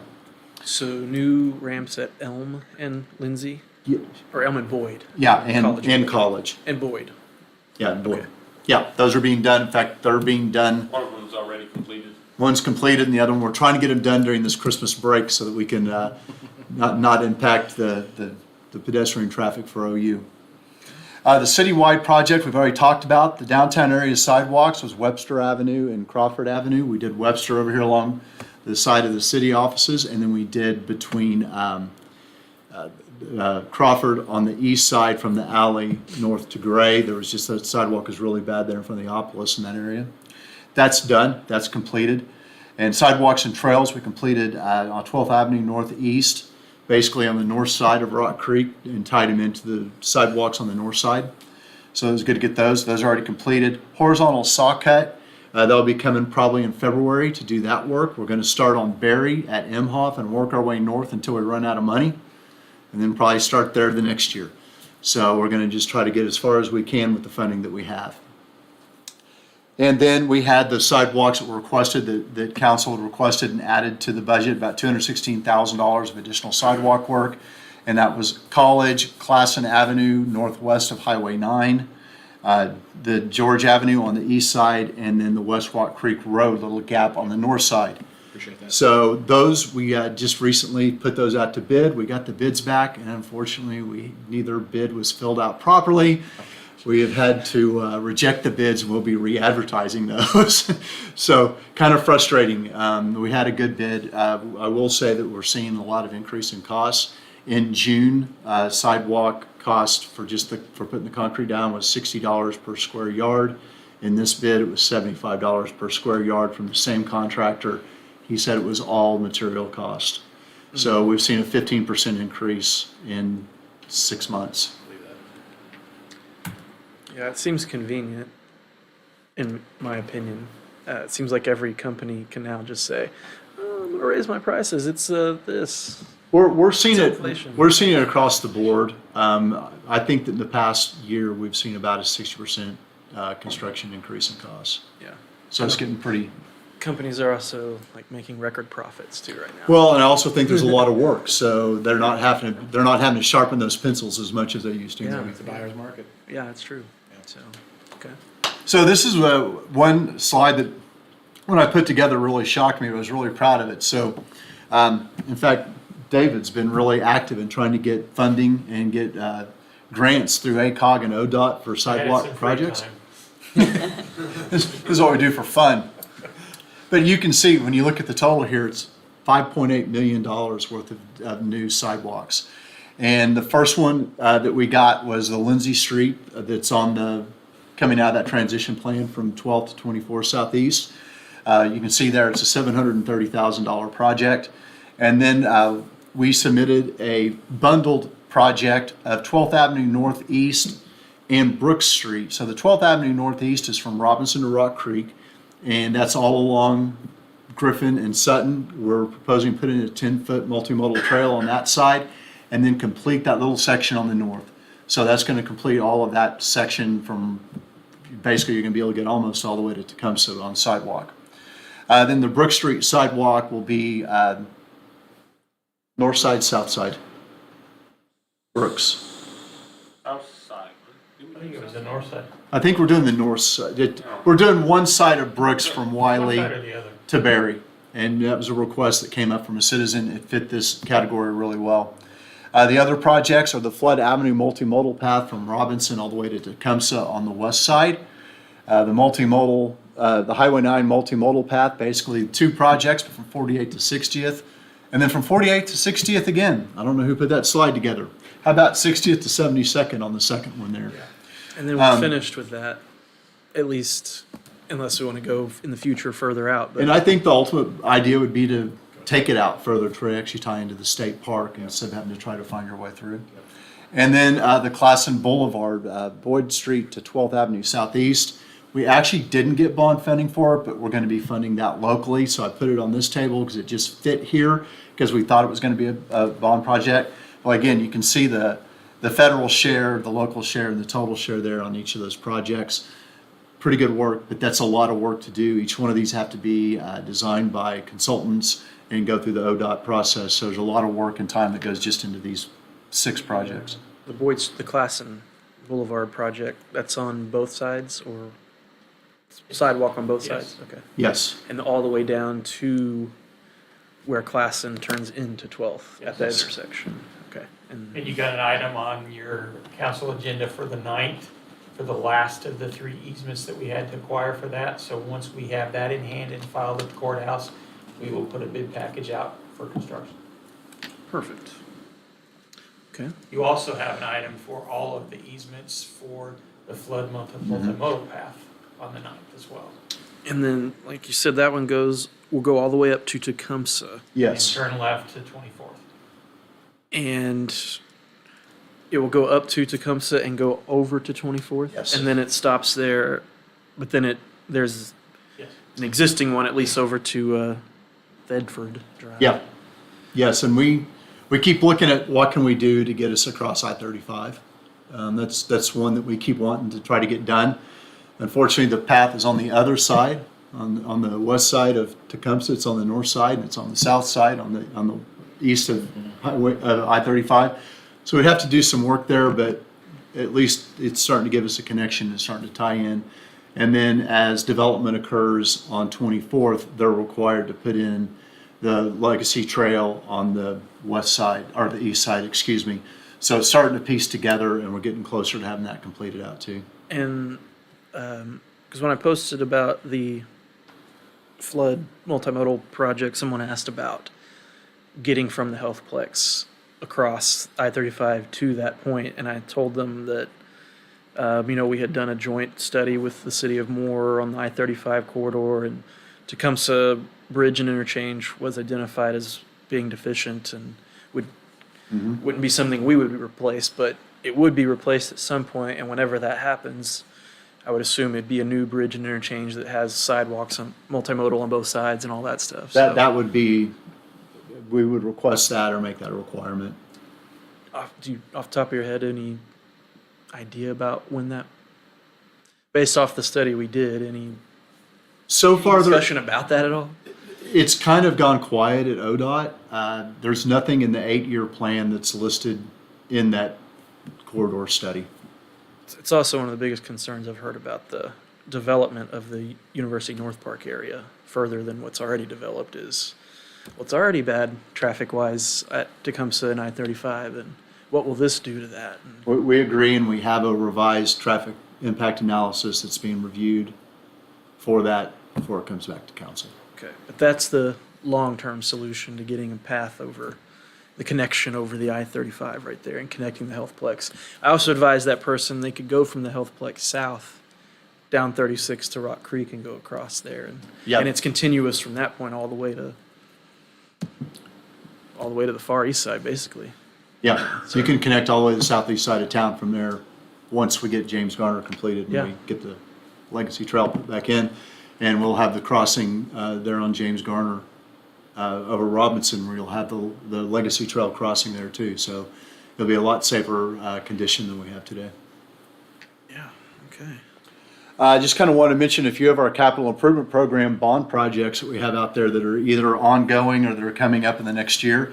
Of course, the Porter Streetscape, James Garner Phase 2, those are both going to be fully ADA compliant. In fact, that's the whole purpose of the Porter Streetscape, is to get that ADA compliant.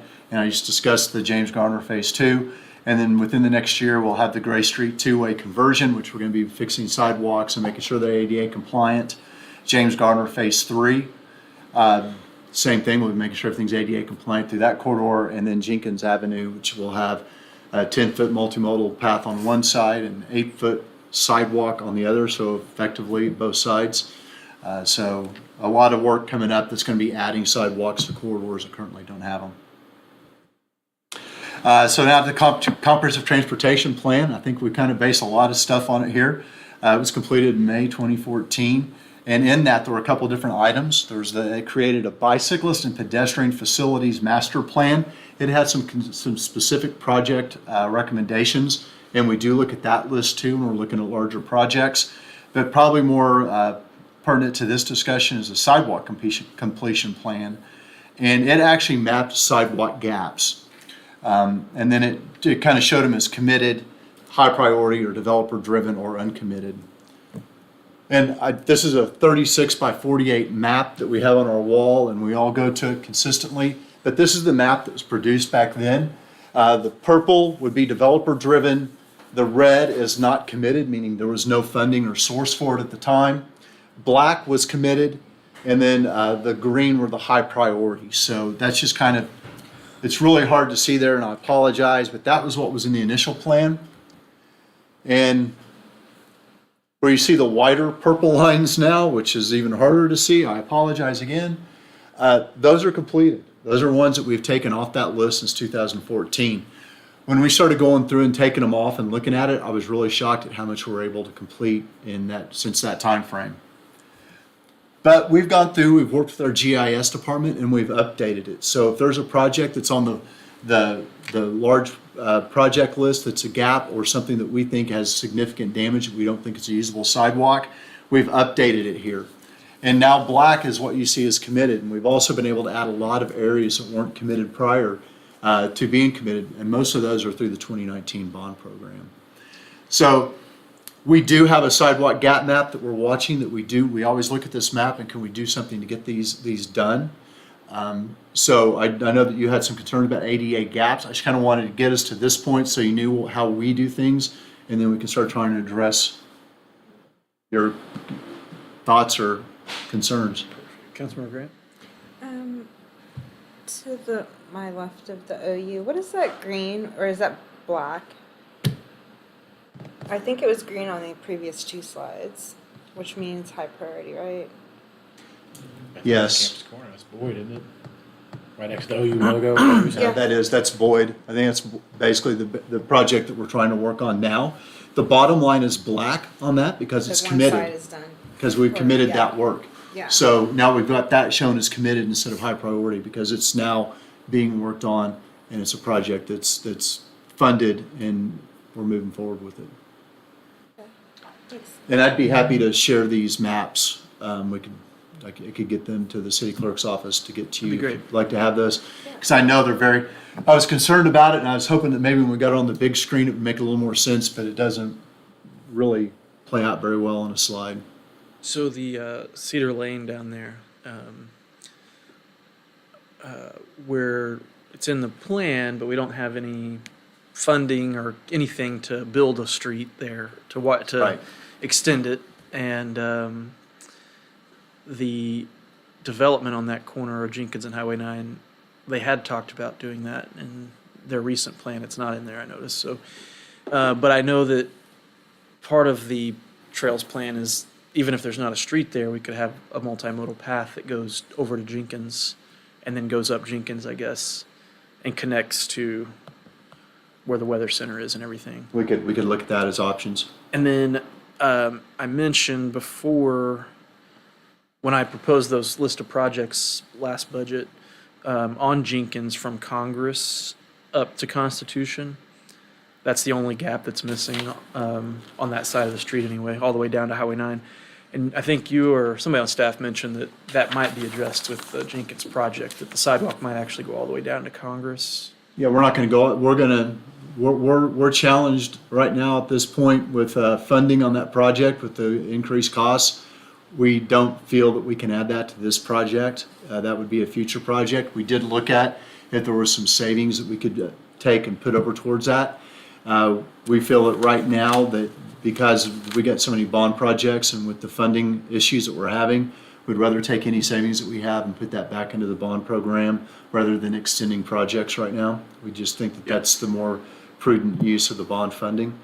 And also, we really feel that OU, we'd like to get OU to help participate because that's all OU property. I think you mentioned that frontage from Constitution down to Congress was OU. And so- 100%. So yeah, maybe that, getting with them, but yeah, it's just a 2-block missing gap. And I do know that at one point I was contacted by a designer that was working with the university to build that sidewalk. I don't know what happened. That was a few years ago now.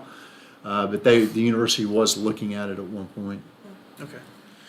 Okay, and then one of the things I was interested in regarding this item was how many sidewalks in Norman do we know of that still have a drop off or just have a curb and there's no ramp at all anymore? I could even give you a guess because we don't have it. We don't have an inventory Sure. like that.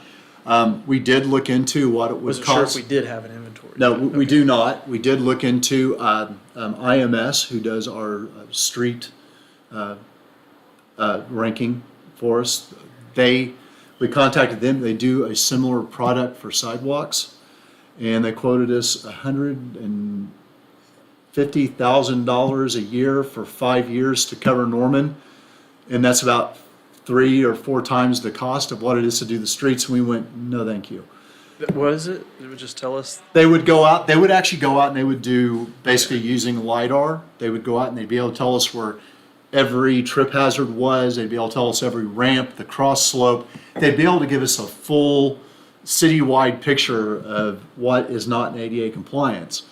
Then the question becomes, so now you've got that in your back pocket, how do you take that much data and actually start putting it in to make it usable? But so it just was something that it felt like with knowing the number of projects we have and the amount of things we already have to fix to bring that in, it seemed like we'd rather be spending money on fixing what we know about and taking care of things as we go forward. Sure.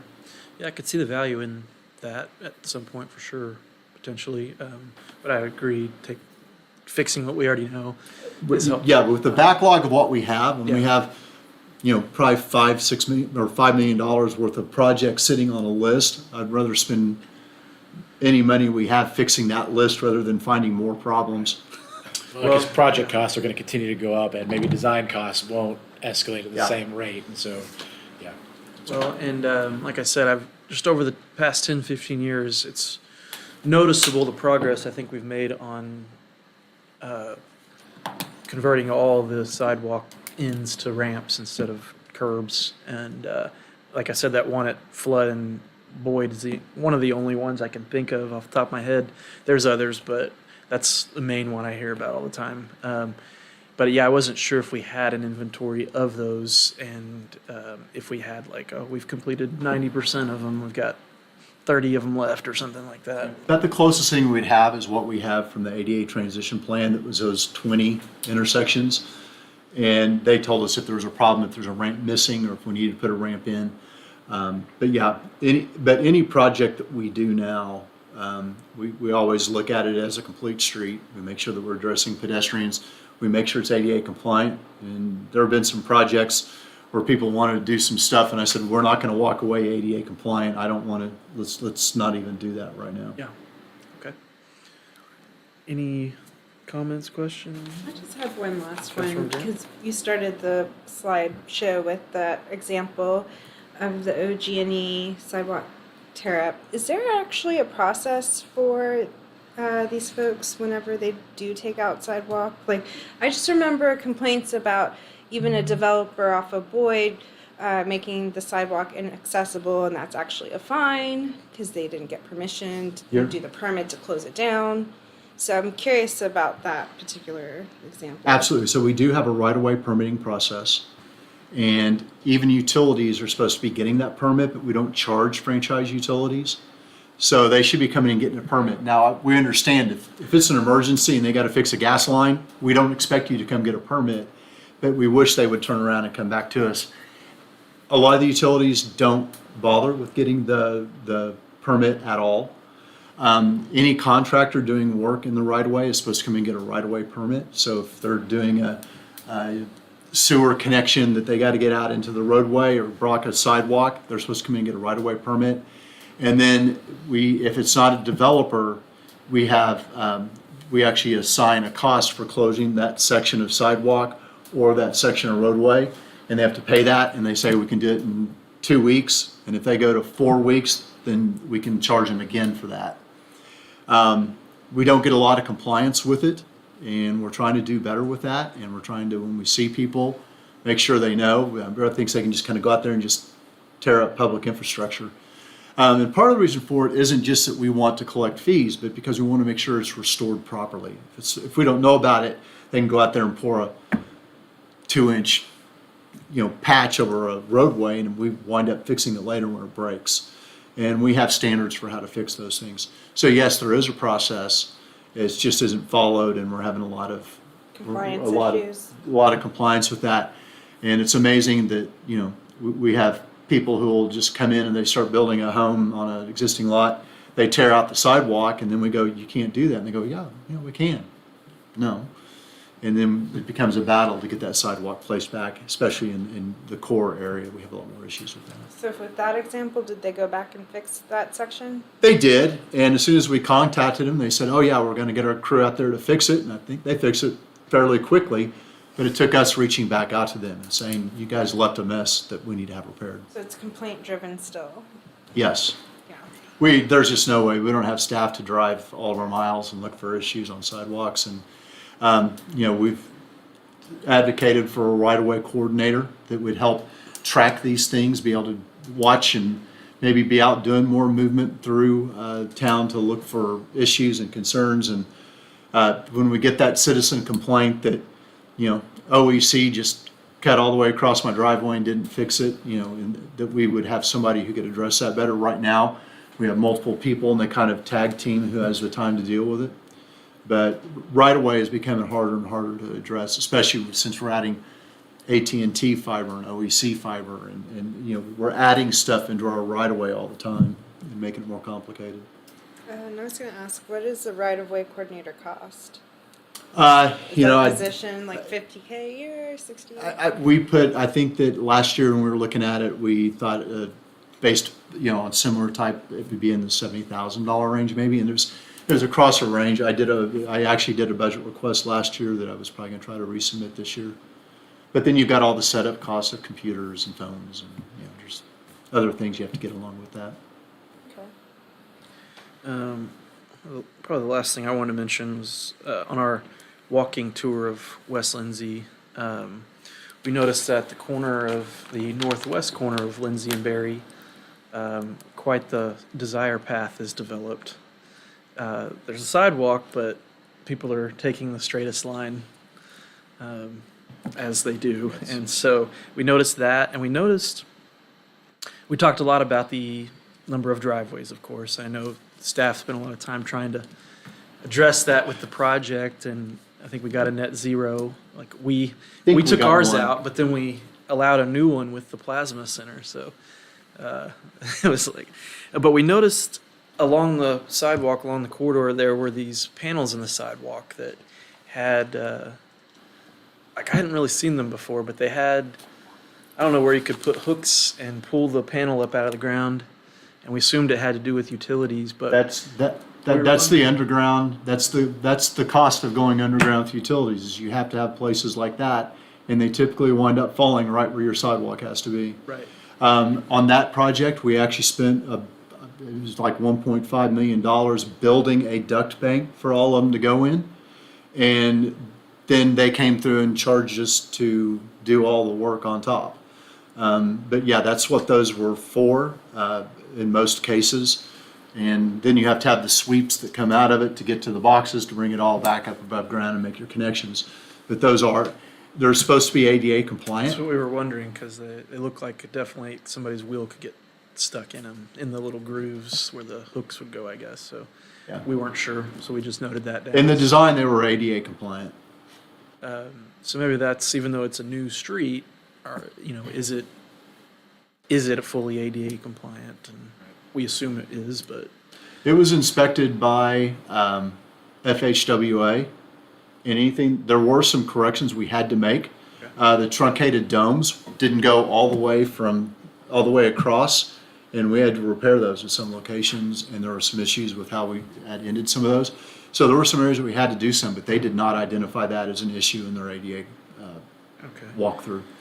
Would there ever be an opportunity, I guess there would be, but an opportunity to go back through the corridor and see what it would take to get any of the property owners to agree to consolidate? 'Cause like, we were just looking at where the Veterans Foundation is, that strip mall, and that there's 3 driveways, and it's like, this could just easily be one. I know the staff already went over that years ago, but we're just like, this is so ridiculous that there's 3 driveways for this one shopping strip, and that could easily be one driveway.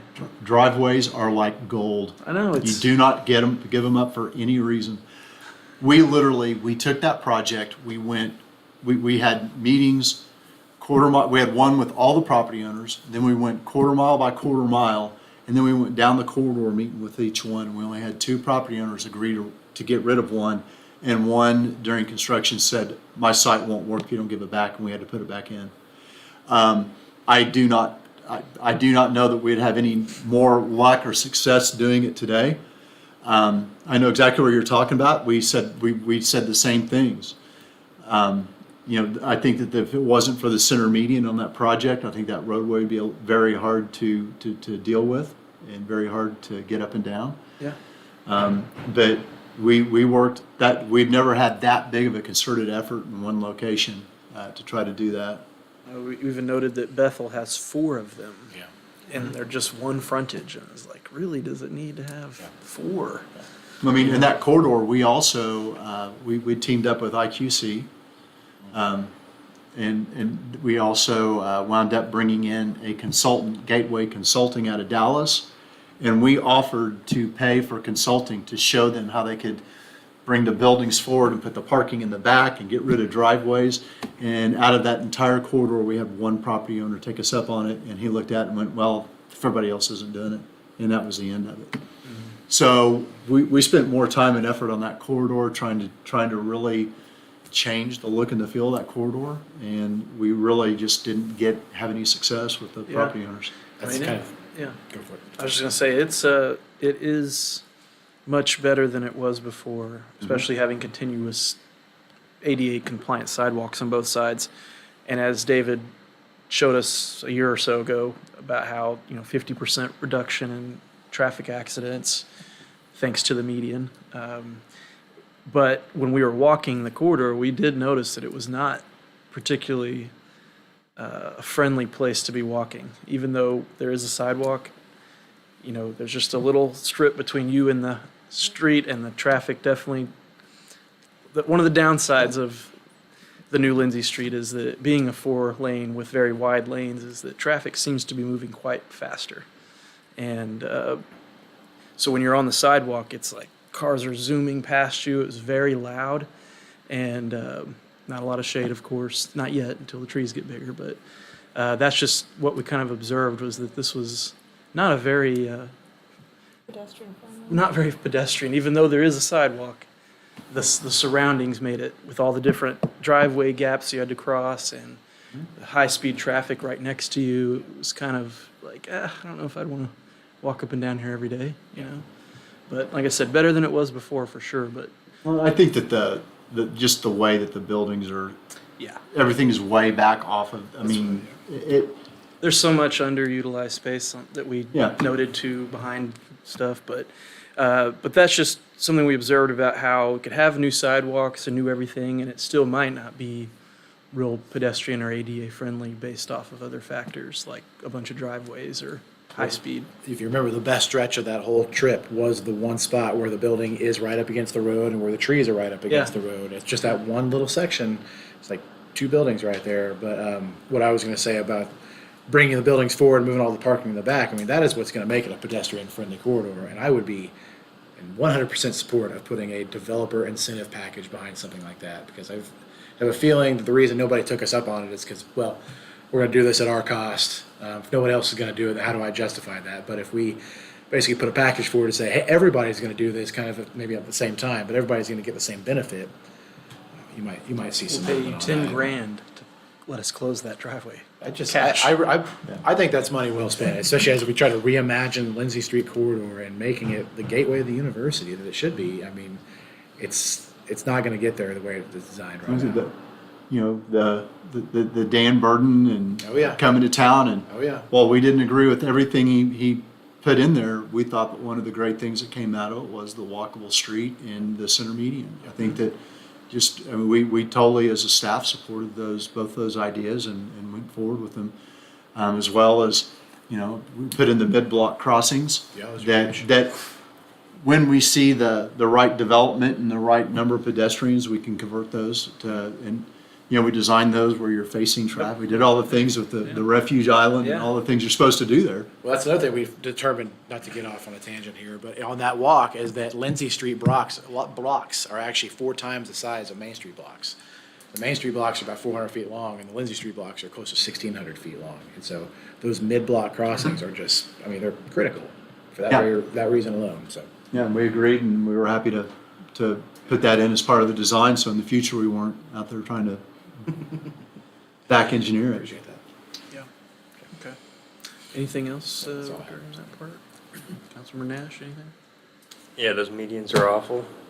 Lindsay Street's awful. That's it. It used to be good. Yeah. But then we had. There are too many traffic collisions along there before, so Eh, we've reduced them. people are off the road now. Yeah. Problem solved. And you know, I don't like to compare to Edmond really at all, but ever since I was a kid, I noticed that anytime I go to Edmond, I noticed all their arterial section line roads have medians. They're landscaped, and they don't have U-turn lanes either. You just gotta go until you find the next turn in. And so that was always something I thought looked nice, and it seemed to control traffic a little bit, up there. So, yeah, I would kind of wish we didn't do the U-turn lanes, but I don't have a problem using them, and I use them all the time. So People used to go to classic 50s. they used to Destroyed crash in Lindsay. front into people that were coming out of They're Homeland. still there. Maybe not some other things though. Okay. Which they were. If there's nothing else, though, I appreciate you staff and the presentation and the information, and I look forward to following up on some of this stuff at our upcoming meetings over the next few months. So if that's it, then we'll go ahead and adjourn for